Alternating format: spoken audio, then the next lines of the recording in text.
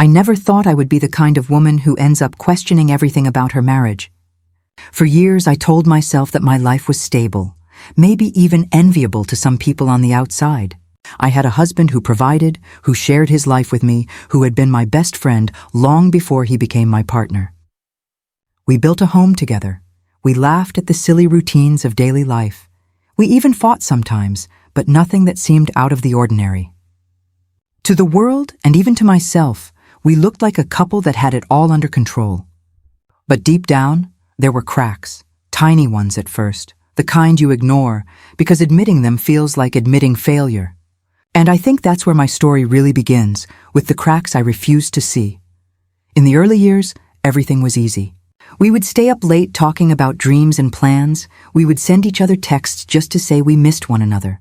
There was warmth, there was comfort, and most importantly, there was trust. But over time, life has a way of softening those sharp, exciting edges. Conversations became shorter, more about bills and responsibilities than about hopes and desires.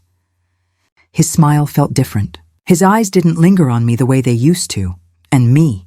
I started to feel like a background character in my own marriage. Still, I brushed it off. Everyone says marriage changes, right? You learn to compromise, you learn to adjust, you learn to live with the silence that replaces laughter some nights. I told myself that he was just tired from work, that maybe I was expecting too much. But then little things started happening. He guarded his phone more closely, setting it face down on the table whenever he wasn't using it. He would step outside to take certain calls, his voice dropping lower than usual. If I asked about it, he would smile and say, "Just work, don't worry." And I wanted to believe him. God, I wanted to believe him. I started noticing other changes, too. He became less interested in small moments we used to share. Dinner together felt rushed. Weekend plans often turned into excuses. "I'm busy," or "I just need to rest." And yet, whenever he did spend time with me, it felt forced, like he was present in body but absent in spirit. I tried to convince myself it was just a phase, but a voice inside me whispered otherwise. The night everything changed was an ordinary one. I was sitting in the living room, scrolling absent-mindedly through my phone, when a notification popped up. It was a voice message from him. At first, I smiled, assuming he was being playful or maybe sending me a sweet little reminder. He rarely sent voice memos, so my heart lifted, thinking maybe this was one of those rare moments when he thought of me in the middle of his day. I pressed play. The first few seconds were harmless, just the sound of his breathing and a pause as though he were gathering his thoughts. But then the words came, words that weren't meant for me. At first, I thought I misheard. I replayed it, leaning closer, my hands trembling. His voice was soft, intimate, dripping with a tenderness I hadn't heard directed at me in a very long time. And he spoke a name. Not mine. My stomach dropped. My heart pounded so hard I could barely hear. I replayed it again, and again, each time hoping I'd misunderstood, that maybe it was just some work colleague or an innocent inside joke. But no. The tone, the inflection, the softness of his words. Those were not the kind of words you say to a coworker or a friend. I felt the room spin around me. My breath came shallow, and I couldn't tell if I was angry, heartbroken, or just numb. My first instinct was denial. Maybe he meant to send it to me. Maybe he accidentally said the wrong name. Maybe. But that voice memo wasn't meant for me. And deep down, I knew it. I sat there frozen. Phone clutched in my hand, unable to move. Seconds stretched into minutes, minutes into what felt like hours. The house was quiet, but inside my head there was a storm. Questions raced. Who was she? How long had this been going on? Was everything we had just a lie? I wanted to scream, to cry, to demand answers. But all I could do was sit in silence, listening to that cursed voice message over and over again, like pressing on a bruise that only grows more painful with each touch. In that moment, my world tilted. Everything I thought I knew about my marriage, my husband, my life, it all suddenly felt fragile, like glass that could shatter with the slightest pressure. And the worst part? I couldn't unhear it. No matter how many times I replayed it, no matter how desperately I wished it away, his words were burned into me, echoing in the deepest parts of my mind. That night, I realized something I had never wanted to admit. The man I thought I knew, the man I thought was mine, was hiding something from me. And that voice memo, that accidental slip, was the key to a truth I wasn't sure I was ready to face. But once you hear something like that, you can't go back.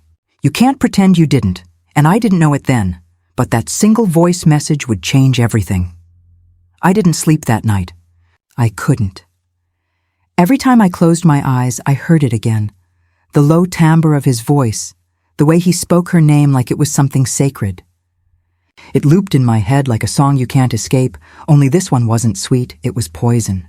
I lay in bed, staring at the ceiling, my phone clutched tight in my hand, as though letting it go would somehow erase the evidence. I must have replayed that message at least a dozen times. The first few times it was disbelief, hoping my ears were wrong.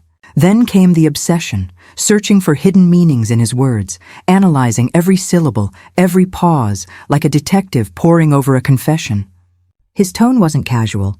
It wasn't the way he spoke to friends or family. It was intimate, careful, and full of a warmth I hadn't felt from him in a long time. And then there was her name. The sound of it sent chills down my spine. It was soft, affectionate, said in a way that made it unmistakable. He wasn't just talking to someone. He was talking to someone he cared about deeply, and that someone wasn't me. My mind tried to protect me at first. Maybe it was innocent. Maybe it was a misunderstanding. People sometimes use nicknames, right? Maybe he was talking about something else entirely. I clung to those maybes like a lifeline, but the more I listened, the weaker they became. My gut told me the truth. My heart, though, refused to accept it. I thought about waking him up right then and there, demanding answers, shoving the phone in his face, and screaming until he couldn't deny it anymore. But something held me back. Maybe it was fear. Fear of what he might say, fear of hearing the truth spoken aloud. Because once it's out there, once the words are said, you can't take them back. And I wasn't ready for my marriage to collapse in the middle of the night. In the silence of our bedroom, with nothing but shadows as witnesses, so I lay there, wide awake, listening to his breathing beside me. How could he sleep so peacefully while I was drowning? I turned my head and looked at him. His face was calm, innocent even, the way it had looked 1,000 nights before. But now, all I could see were lies etched into every line, secrets hidden behind every breath. I felt like I was lying next to a stranger. The hours crawled by. At one point, I sat up, went into the bathroom, and locked the door. I listened to the memo again, this time with the volume low, as though I was afraid the walls themselves might betray me. I pressed the phone to my ear, straining to catch every detail, every background sound. Was he in his car? At work? Somewhere else? I couldn't tell. That uncertainty gnawed at me. I started to imagine scenarios. Maybe she was a coworker. Maybe someone he met by accident. Or maybe, God maybe, it had been going on for much longer than I realized. Each thought was a dagger, cutting deeper into me, but I couldn't stop.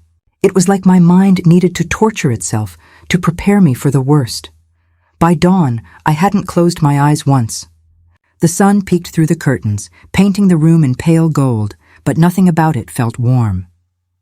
He stirred beside me, stretching, yawning, oblivious to the fact that my world had tilted on its axis. He kissed my cheek lightly, like he always did in the morning, and whispered, "Good morning." I almost broke right then. My throat burned with words I wanted to say. Who is she? Why did you say her name? How long have you been lying to me? But I bit them back. Instead, I forced a smile, hollow and brittle, and said, "Good morning." My voice cracked, but he didn't seem to notice. Or maybe he did, and he chose not to ask. The entire day, I walked around in a haze. Every sound reminded me of that voice memo. I heard it in the clatter of dishes, in the hum of traffic, in the quiet moments when the house stood still. I couldn't focus on anything else. My life was divided into two parts now, before I heard that message and after. I kept checking my phone, half expecting him to realize his mistake and delete it. But he didn't. The memo sat there, mocking me, a tiny piece of digital evidence that carried the weight of my entire marriage. I thought about sending it to myself, saving it somewhere safe, just in case he discovered it and erased it. But I couldn't bring myself to take that step. I didn't want to become someone who hoarded proof like a prosecutor.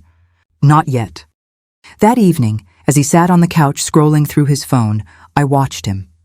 Every flicker of his expression, every smile at the screen, every quick glance when he thought I wasn't looking, it all became suspicious. Was he messaging her? Was she laughing at something he said? Did she know I existed in that moment, sitting just a few feet away, completely invisible in his world? The voice memo had changed everything. Before, I had suspicions, little cracks I tried to ignore.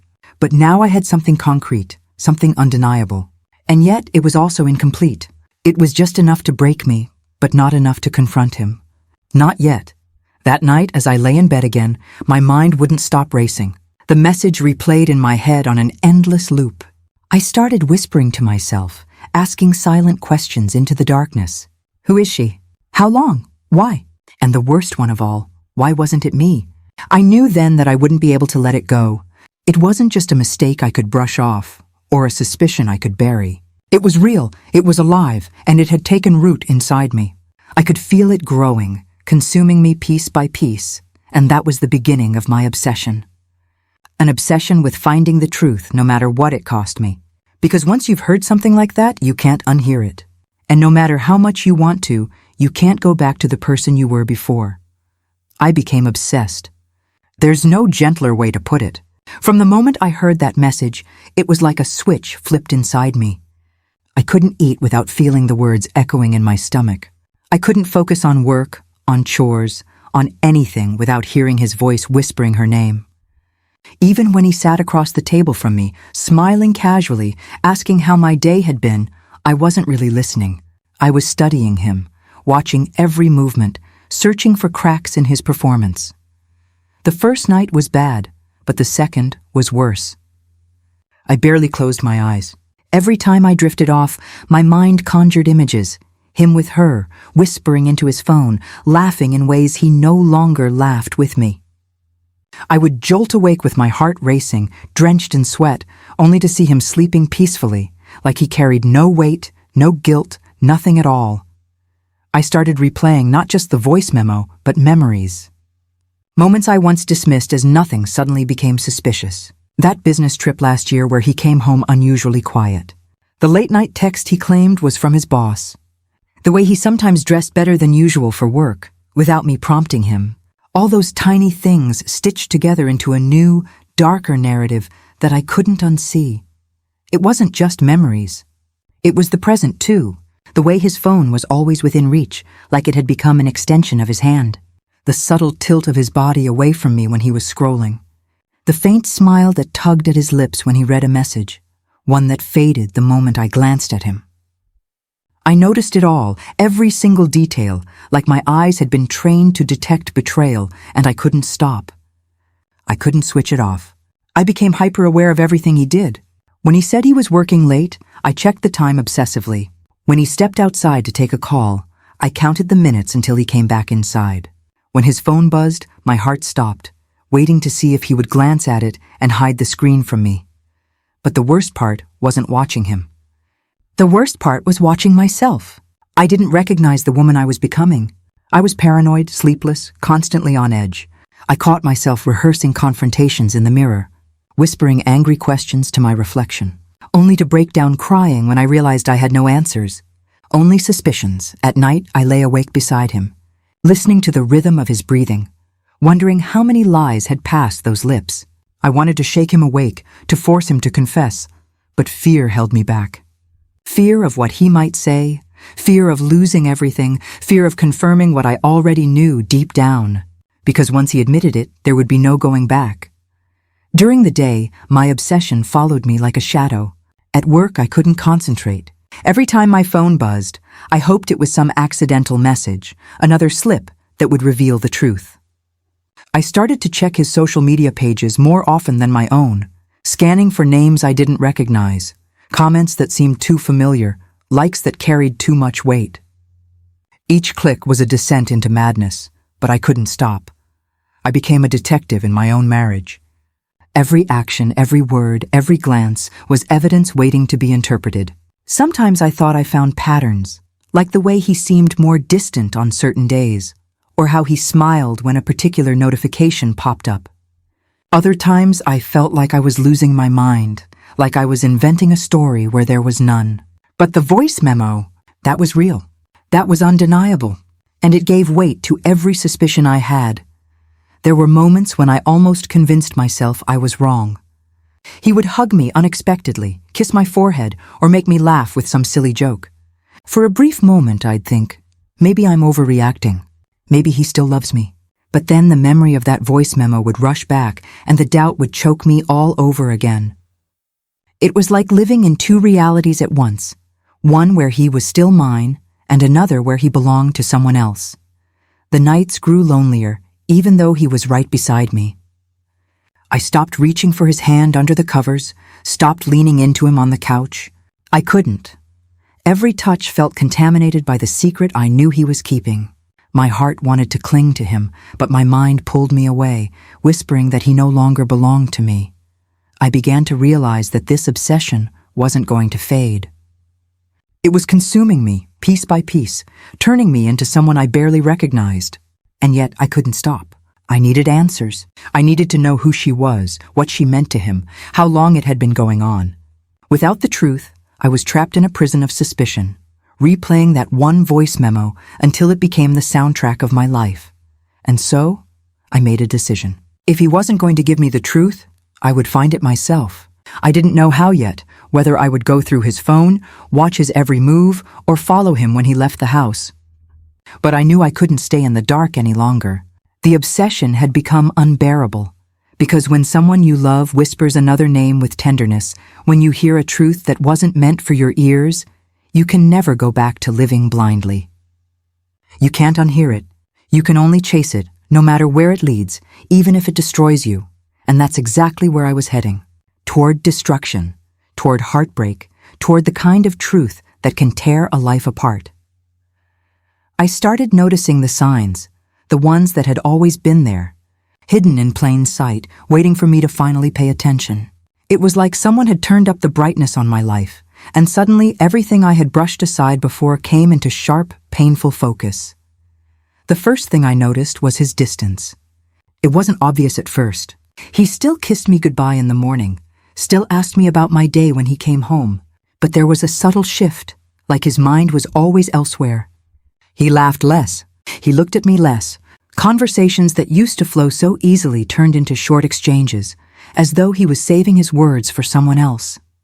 And then there was his phone. That small, glowing screen became my biggest enemy. He guarded it like a soldier standing watch. It was always in his pocket, always face down when he set it on the table. If a message came through, he'd glance at it quickly, almost nervously, before slipping it out of sight. Once, when I walked into the room unexpectedly, I swear I saw him delete something. But the moment I asked, he smiled, kissed my cheek, and said it was just work stuff, work. That word became his shield. Every late night, every sudden meeting, every unexplained absence was hidden behind those 4 letters. And I wanted to believe him. God, I wanted to believe him. But the voice memo played over and over in my head, reminding me that work wasn't always work. Sometimes it was a lie dressed up in a suit and tie. I began to notice how he dressed differently, too. There were mornings he paid more attention to his clothes, choosing a nicer shirt, spending extra time in front of the mirror. He even started wearing cologne on days he claimed were casual. When I asked why, he laughed it off, saying he just wanted to feel good about himself. But it didn't feel like it was for him. It felt like it was for someone else. Then there were the small changes, subtle, but impossible to ignore once you were looking. The way he started keeping his phone charger in the car instead of by the nightstand. The way he angled his laptop screen when I walked into the room. The way he suddenly seemed so protective of his privacy, even though we once shared everything without hesitation. Meals became quiet.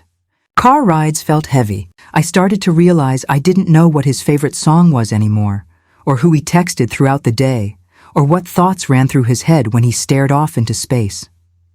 I was losing him, piece by piece, and I hadn't even realized until it was too late. But the betrayal wasn't just in his actions. It was in my instincts. My gut told me the truth long before my mind wanted to accept it. When he touched me, I felt the hesitation. When he kissed me, I sensed the distance. Even in moments of closeness, there was an invisible wall between us, one I couldn't climb no matter how hard I tried. Sometimes I tested him. I'd casually ask about his day, waiting to see if his story lined up with what he'd told me before. Other times, I'd ask who he was texting, pretending it was just curiosity, when really, I was scanning his face for signs of a lie. And more often than not, I saw them, the flicker in his eyes, the slight pause before he answered, the nervous laugh that didn't quite reach his smile. I began to collect these signs like evidence in a trial only I knew was happening. A late night here, a hushed phone call there, a perfume I didn't recognize clinging faintly to his shirt. None of it was enough on its own, but together it painted a picture I couldn't ignore, and still he pretended.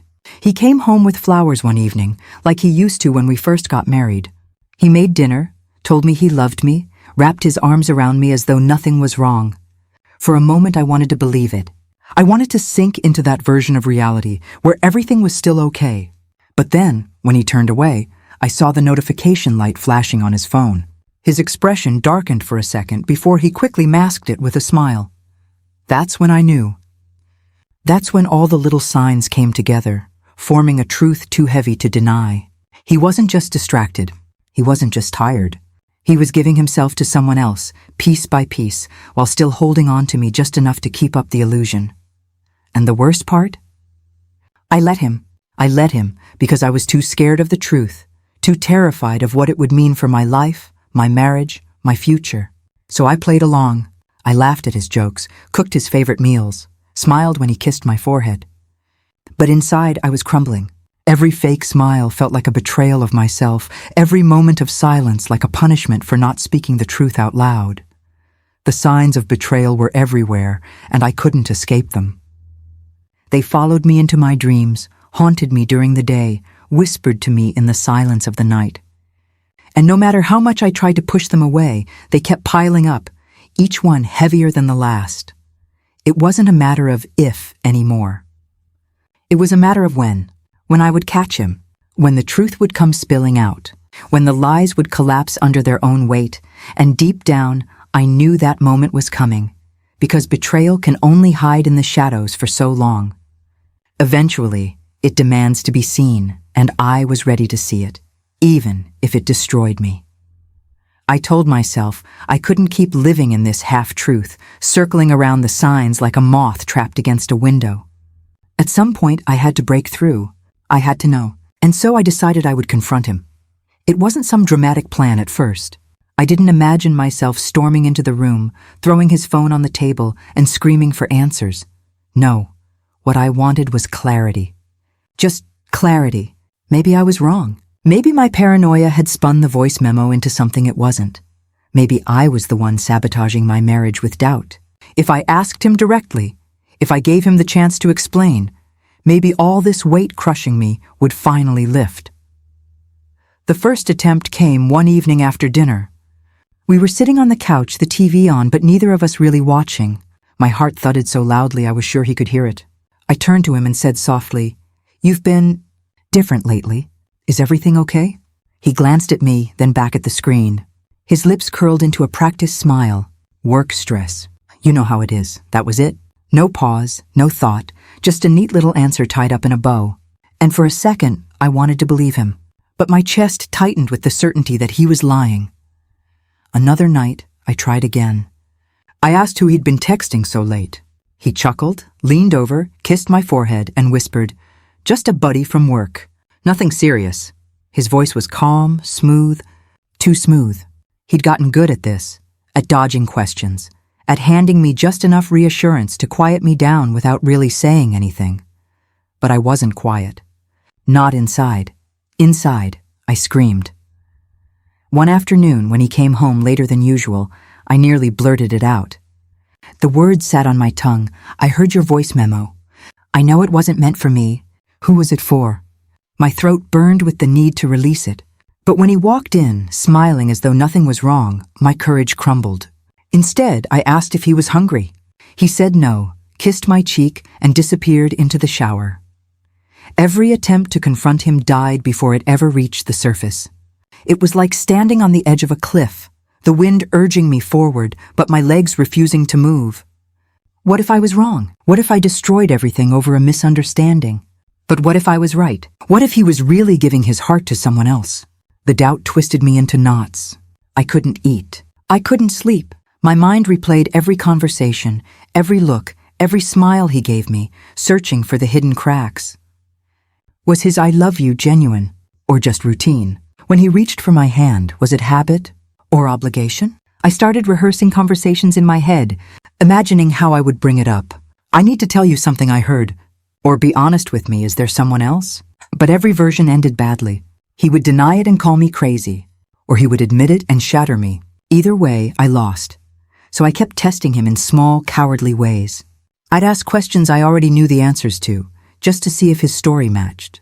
I'd watch his eyes, his hands, his body language, and sometimes I caught the flicker.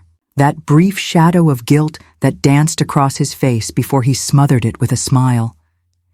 It ate me alive. One night, lying beside him in the dark, listening to his breathing, I almost whispered it. Almost confessed that I'd heard everything, that I knew, that the silence between us wasn't silence at all, but a scream neither of us wanted to hear. My lips parted. The words rose up my throat, but then I stopped, because once the truth was out, there was no going back. No more pretending, no more smiles at the dinner table, no more quiet moments where I could trick myself into believing we were still okay. Once I confronted him, my world would split open, and I wasn't sure I was strong enough to survive it. So I turned away, closed my eyes, and let the tears soak into my pillow. He never noticed. Or maybe he did, and he just didn't care. The failed confrontations became their own kind of torture. I hated myself for not speaking up, for swallowing the truth like poison day after day. I felt like a ghost in my own marriage, haunting the edges of his life, unseen, unheard, waiting for the moment he would finally admit what I already knew. But I couldn't wait forever. I knew that. Eventually my silence would suffocate me. And so, if I couldn't get the truth from his lips, I would have to find it myself. I would have to look where he thought I wouldn't. I would have to dig, and God help me. I was ready to dig into every corner of his life, until the lies spilled out into the light. If he wasn't going to tell me the truth, then I would have to find it myself. I didn't want to be that kind of woman, the one who snoops through her husband's things, who sneaks around in her own home like an intruder. But he had forced me into this corner. His silence, his lies, that voice memo, it all left me with no choice. The first time I picked up his phone, my hands shook so badly I almost dropped it. He had left it charging on the kitchen counter while he showered, something he rarely did anymore. My heart thundered in my chest as though I was committing a crime. My fingers hovered over the screen. Locked. Of course it was. He'd changed the password months ago, claiming it was for work security. Work again. Always work. I tried the old code anyway, hoping maybe he hadn't bothered to update it. Wrong. Wrong again. My palms grew clammy, my breath shallow. I put the phone back just before I heard the water shut off upstairs. That night, I couldn't sleep. I lay awake, staring at the ceiling, listening to his steady breathing beside me. He looked so peaceful, so innocent, but the truth was hidden somewhere in that phone, locked away from me. Over the next few days, I grew bolder. I waited for moments when he was distracted, when he left his laptop open or his phone unattended. I scanned browser tabs, recent searches, emails. Most of it looked normal, work reports, meetings, company memos. But here and there, tiny red flags waved in my face.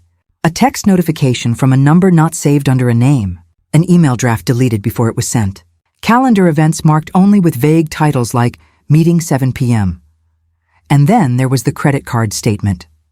That was the first undeniable crack in his carefully built wall. Charges at restaurants we'd never been to. Hotel bookings in parts of the city he had no reason to visit. Flowers delivered to an address that wasn't ours. My stomach twisted as I scrolled through them, one after another, the evidence stacking up like bricks around my chest. Still, doubt gnawed at me. What if there was another explanation? What if it really was work dinners, business hotels, gifts for clients? I almost laughed at myself for clinging to that thread of hope, so thin it was barely visible. But that's what love does. It makes you grasp for excuses, even when the truth is staring you in the face. One afternoon, I decided I couldn't tiptoe anymore. I needed something solid. While he napped on the couch, I slipped the phone from his hand as carefully as if I were handling glass. My breath caught in my throat when his eyes fluttered, but he only shifted and rolled to his side.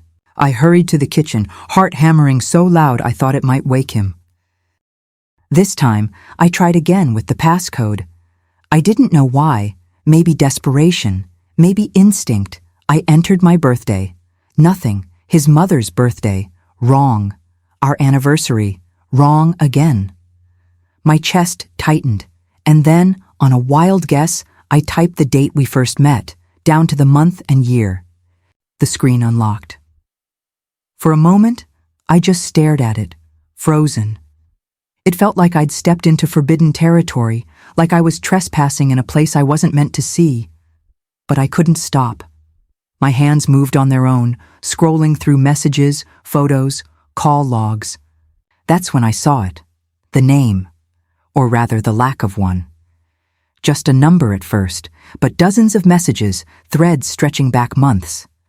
The tone of them was unmistakable, teasing, intimate, full of a warmth I hadn't felt from him in a long time. I miss you. Last night was perfect.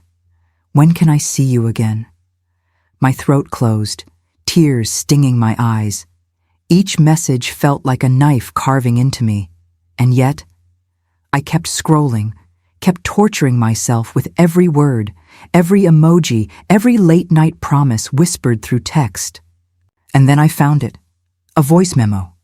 Not the one I had received, but another. My finger hovered over it, shaking. Part of me wanted to throw the phone across the room, to run and hide and never hear what it contained. But I pressed play. Her voice. Not mine. Sweet, familiar, yet not. And the way he responded, the tenderness, the laughter, I didn't recognize him. He was someone else with her, someone freer, lighter, happier. I dropped the phone, the sound cutting off as it hit the floor. My legs gave out, and I slid down the kitchen cabinets until I was sitting on the cold tile, my face buried in my hands. Everything I had feared, everything I had denied, was real. And yet, even with the proof in front of me, a part of me still whispered, maybe there's more to the story. Maybe it's not what it looks like. Maybe, but no. Deep down, I knew. The truth was ugly, and it was mine to face now. When he woke from his nap and wandered into the kitchen, yawning, stretching, smiling at me like nothing was wrong, I wanted to scream. I wanted to shove the phone in his face and demand he explain every word, every lie. But I didn't. Instead, I smiled weakly, handed him a glass of water, and said nothing. Because this wasn't the moment. Not yet. I needed more proof, more courage, more strength. Because when I finally confronted him, it couldn't be halfway. It had to be undeniable, unforgettable. The truth laid bare where no excuse could survive, and that moment was coming. Soon. The days after I listened. To that voice memo felt like walking through a nightmare I couldn't wake from. I carried the knowledge in silence, tucked away like a dagger pressed against my ribs, cutting deeper with every breath. I went about my routine, smiling when I had to, cooking, cleaning, pretending. But underneath it all, I was unraveling. And then it happened. The moment I'd been bracing for, dreading, yet somehow still hoping would never come. It was late, close to midnight, when he said he needed to run out. Just a quick stop, he told me, his eyes avoiding mine. One of the guys from work needs me to drop something off. Work, always work. My blood went cold, but I forced a smile and nodded. He kissed my cheek and walked out the door. The second the taillights disappeared down the street, I followed. I don't even know what possessed me, some mix of rage and desperation. My hands trembled on the steering wheel, my heart pounding in my ears, but I couldn't stay home, not anymore. I needed to see with my own eyes what my heart already knew. I trailed his car through winding streets, careful to keep a distance. He drove with purpose, not aimlessly. He knew where he was going. 10 minutes later, he pulled into the parking lot of a small, out-of-the-way hotel, the kind no one would notice unless they were looking for it. I parked a few spaces away, crouching down in my seat like a coward, watching. My breath caught in my throat when the passenger door of another car opened, and there she was, a woman I didn't recognize. Younger, maybe. Pretty. She smiled when she saw him, the kind of smile a wife gives her husband, the kind I hadn't seen directed at me in years. He smiled back, brighter than he had smiled at me in months. My chest caved in. They walked inside together, his hand grazing her back like it was the most natural thing in the world. And that was it, the confirmation, the truth I had begged and feared all at once. My husband wasn't mine anymore. He belonged to her. I sat there in the darkness, staring at that hotel door, my body numb, my soul screaming. Time blurred. I don't know if it was minutes or hours, but eventually they emerged again, hand in hand, laughing softly like two people in love. They kissed before parting ways, a kiss that burned itself into my memory like fire on skin. When he finally drove home, I didn't follow right away. I stayed in that car, gripping the steering wheel until my knuckles turned white, tears blinding my eyes. I had begged the universe for the truth, and now that I had it, I wished I could shove it back into the shadows where it came from. By the time I returned home, he was already in bed, pretending to be asleep. His breathing was too even, too controlled.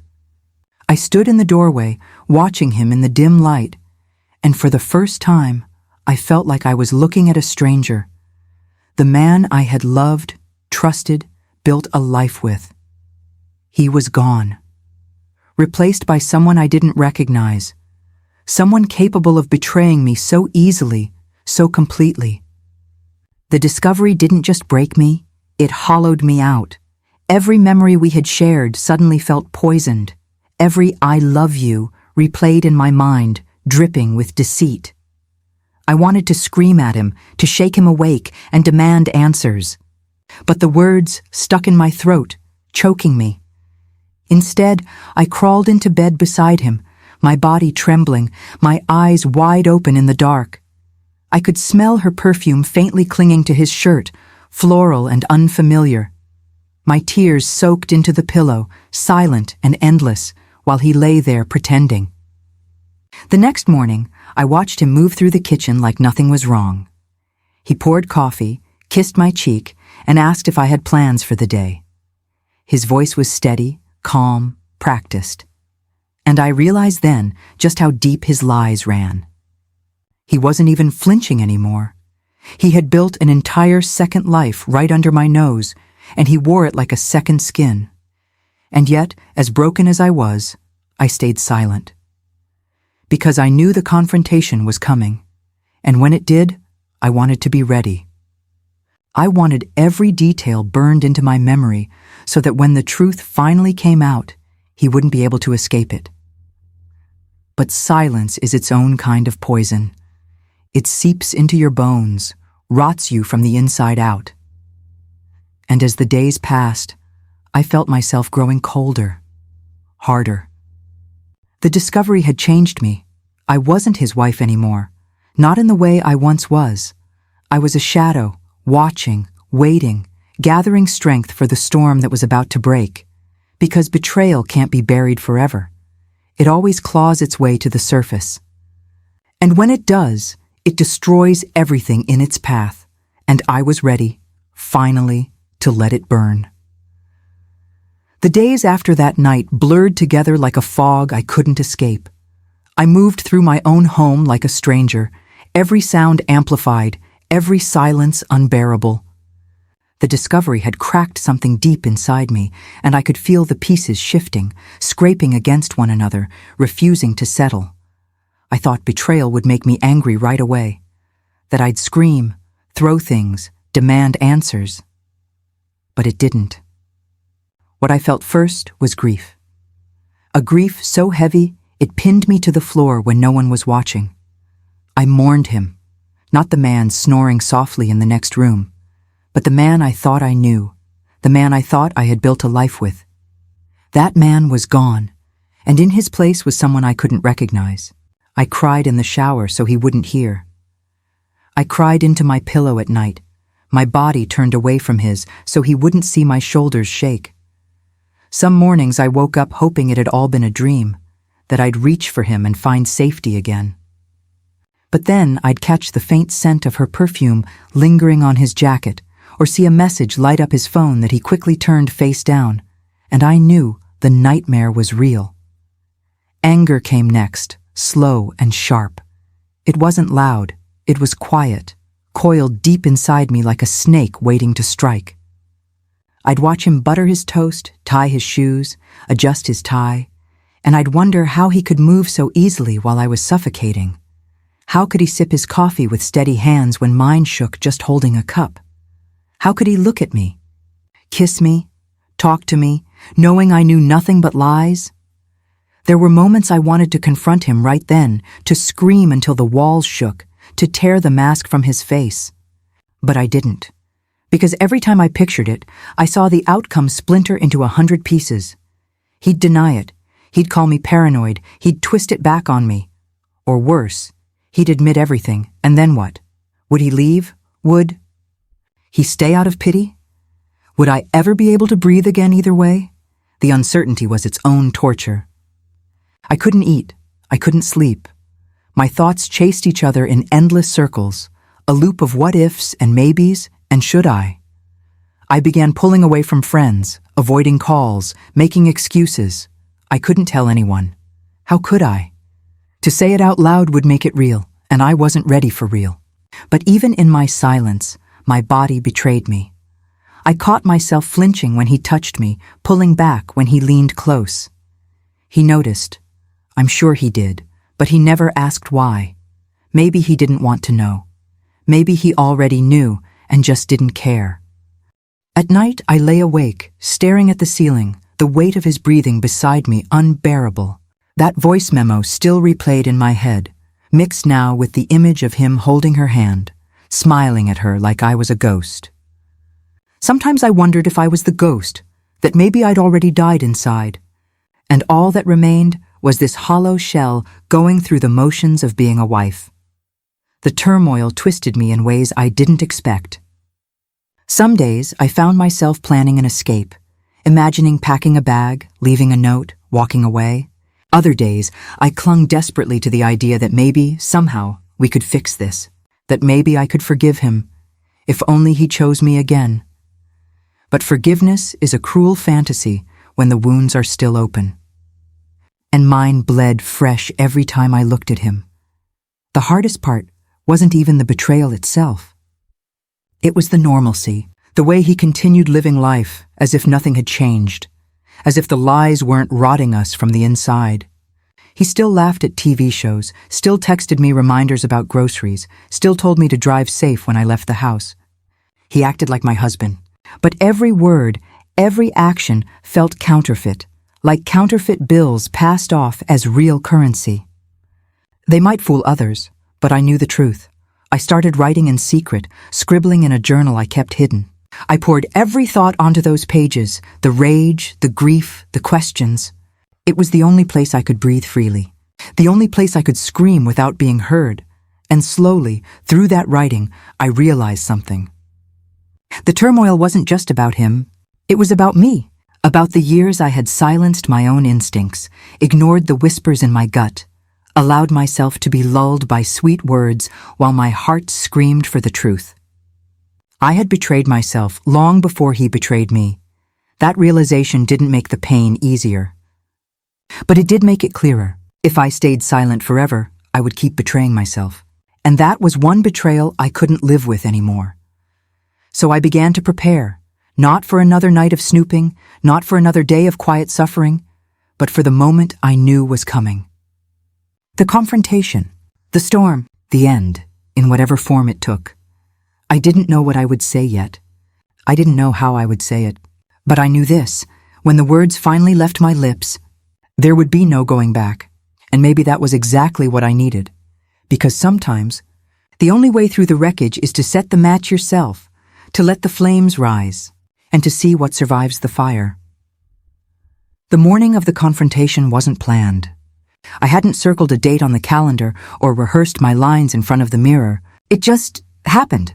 Sometimes life corners you in a way that leaves no space for hesitation. It began with something small, a careless mistake on his part. He left his phone on the kitchen counter, screen up, buzzing with a message he hadn't meant for me to see. I didn't even touch it. I didn't need to. The preview alone was enough. Last night was worth the risk. That was it. The final crack. The proof he hadn't even tried to hide anymore. And in that instant, the fear that had chained me for weeks melted away, leaving only fire. He walked into the kitchen, smiling like nothing was wrong, reaching for his coffee mug. I watched him, the weight of years pressing down on me. My husband, my liar, my stranger. I spoke before I could stop myself. Who is she? The mug froze halfway to his lips. His smile faltered, eyes darting to me, then to the phone, then back again. A flicker of panic flashed across his face before he smoothed it over with practiced calm. "What are you talking about?" he asked, too casually. I laughed, but it wasn't a sound I recognized. It was sharp, broken. "Don't play dumb. I've heard the voice memos. I've seen the messages. I've smelled her perfume on your clothes. Stop insulting me with your lies." For a moment, silence filled the room, thick and suffocating. Then he set the mug down carefully, like we were in a negotiation rather than a war. "You're imagining things," he said, his voice steady. "You've been stressed lately. Maybe you misunderstood." That word, misunderstood, was the spark. My hand slammed the counter, my voice shaking but loud. "Do not gaslight me. Do not stand there and make me doubt myself when I know the truth. I've been drowning in it for weeks. I know what you've done." His jaw tightened, the mask slipping. For the first time, I saw a glimpse of the man beneath, the one who wasn't sorry, who wasn't surprised I knew. Just annoyed he'd been caught. He sighed, running a hand over his face. "Fine, you want the truth?" "Yes, there's someone else." The words hit like a knife, even though I'd already known. Seeing them confirmed, spoken aloud, was a wound I wasn't ready for. My chest burned, but I forced myself to stand tall. "How long?" I whispered. "Does it matter?" He snapped back. "Yes," I said, my voice steady now. "Because every day you lied was another day you let me build a life on sand. So tell me, how long?" His eyes hardened. "Months. Maybe longer." The air left my lungs in a rush. Months. While I cooked dinners. While I kissed him goodnight. While I believed in us. I turned away, gripping the counter to stop myself from collapsing. Tears blurred my vision, but I refused to let him see me break. Not now. Not after everything. "You could have told me," I said, my voice cracking. "You could have spared me this humiliation. Why didn't you?" He didn't answer right away. He just stared at me, jaw clenched, like I was the one inconveniencing him. Finally, he muttered, "Because I didn't want to lose what I had." I spun back toward him, fury boiling over. "What you had? What you had was me, my trust, my love, my life. And you threw it away for scraps, for lies. You don't get to act like you've lost something. You destroyed it yourself." His silence was louder than shouting. And in that silence, something inside me shifted. I realized I didn't need his confession anymore. I didn't need his apologies, his excuses, his justifications. I already had the truth. And with the truth came power. "I'm done," I said finally. My voice was low, calm, but it carried the weight of everything I'd endured. He looked up sharply. "What do you mean?" "I mean this marriage is over. Whatever this charade has been, it ends now. I refuse to keep bleeding for a man who doesn't even flinch at my wounds." His face went pale, then red. He sputtered something about fixing it, about being sorry, about making mistakes. But I saw right through it. His words were empty currency, and I was done trading pieces of myself for them. I picked up his phone from the counter and set it gently in front of him. "You can have that life, that woman, that lie, but you don't get to have me anymore." For the first time, I saw fear in his eyes, not fear of losing me, but fear of losing control. And it didn't matter anymore. His fear wasn't my responsibility. I walked past him, heart pounding but steady. Every step felt like reclaiming something he had stolen from me. And though I didn't know what the future would look like, I knew one thing for certain. I would rather face the unknown alone than live another day imprisoned by his betrayal. As I reached the doorway, I turned back once, meeting his eyes one final time. "You broke us, but you don't get to break me." And with that, I left the room. Maybe for good, maybe forever. But as the door clicked shut behind me, I felt something I hadn't felt in weeks. Relief. The silence after the storm was heavier than the storm itself. When I left that room, when I left him, I thought I'd feel free instantly, like chains falling off my wrists. But instead I walked into a silence that clung to me, a silence that followed me from room to room, whispering reminders of the life I thought I had. I sat in the living room for what felt like hours, staring at the walls we painted together, the couch we bought after arguing about fabric swatches, the framed photos that told a story of smiles and vacations and anniversaries. A story that now felt like fiction. He didn't follow me. Maybe he knew better. Maybe he was too busy scrambling to cover tracks. Or maybe he just didn't care enough to fight for what was already gone. The details didn't matter. What mattered was the decision sitting heavy in my chest. I thought about leaving right then, packing a bag, walking out the door, calling someone to come pick me up. But leaving a marriage isn't like leaving a room. It's not one choice, one step. It's thousands of choices, tangled together, money, memories, trust, years of your life invested. So instead, I sat. I sat and I let myself feel everything. The anger that still burned in my throat, the grief that spilled from my eyes in quiet tears, the shame, the betrayal, the small voice that still asked, why wasn't I enough? But with every passing minute, another voice grew louder, a voice that said, you are enough. You've always been enough. He was the one who failed, not you. That night I didn't sleep in our bed. I curled up on the couch, wrapped in a blanket, staring at the ceiling until dawn. My body was exhausted, but my mind wouldn't stop. Every sound of the house felt foreign, the creak of the floorboards, the hum of the refrigerator, the faint buzz of his phone in the other room. I realized I no longer belonged in this space that had once been mine. In the morning, I looked at myself in the mirror. My eyes were red, my face pale, but behind the exhaustion was something else. Strength, a spark. The faint beginning of a woman who had been buried under lies but wasn't destroyed by them. I made coffee. I sat at the table, and when he finally emerged, silent, sullen, I didn't flinch. I didn't cry. I didn't beg. I told him, in a calm, steady voice, I'm leaving. His reaction, anger, denial, bargaining, washed over me like background noise. His words had no grip on me anymore. I had made my choice, and it was final. I wasn't sure where I would go yet. Maybe a friend's house, maybe family. Maybe I'd rent a place until I could figure out the rest. But I knew one thing for certain. I would not stay here. The days that followed blurred together. Packing boxes, quiet phone calls, sleepless nights, but each step, no matter how painful, felt like reclaiming a piece of myself, like gathering the fragments of a broken mirror and realizing I could still see my reflection. People asked questions, gentle ones, probing ones. Some offered sympathy, others advice. But no one could fully understand what it felt like to hear the betrayal in your partner's voice, to know you were never meant to hear it, to realize the truth had been living in the shadows of your own home. I didn't need them to understand. I just needed to keep moving forward. And slowly, I did. I began to rediscover small joys, walking outside, feeling the sun on my skin, breathing without the weight of secrets pressing on my chest. I started journaling again, writing down the mess inside me, turning chaos into words. Some days were harder than others. Some nights I'd still wake up reaching for him, forgetting for a moment that he wasn't mine anymore. But I reminded myself that healing isn't a straight line. It's 1,000 stumbles toward freedom, and every stumble was worth it. Now when I look back, I don't see myself as the woman who lost her marriage. I see myself as the woman who refused to lose herself, who listened to the truth, no matter how painful, and chose to rise instead of drown. Do I still hear that voice memo in my head? Yes.